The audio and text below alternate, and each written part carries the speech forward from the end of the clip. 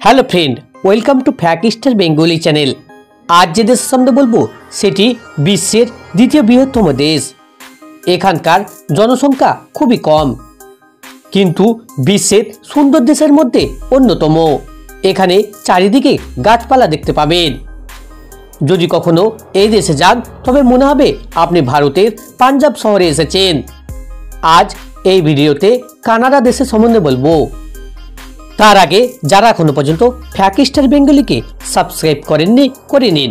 চলুন তাহলে শুরু করা যাক।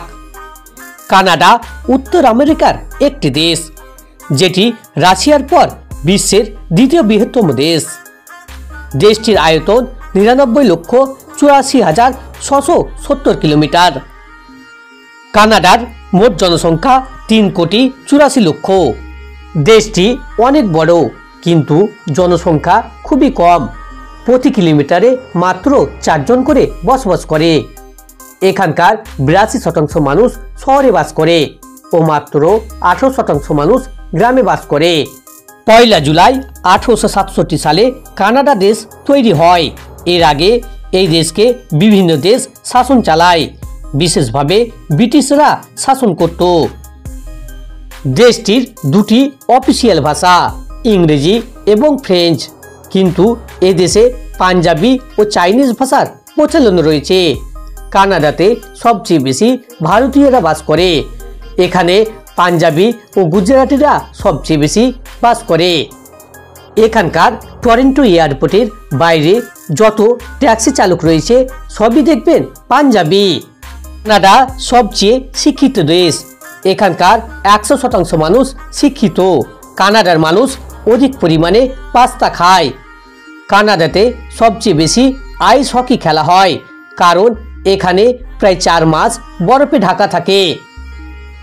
কানাডাকে ঝিলের দেশ বলা হয়, কারণ এখানে প্রায় 3000 ঝিল রয়েছে।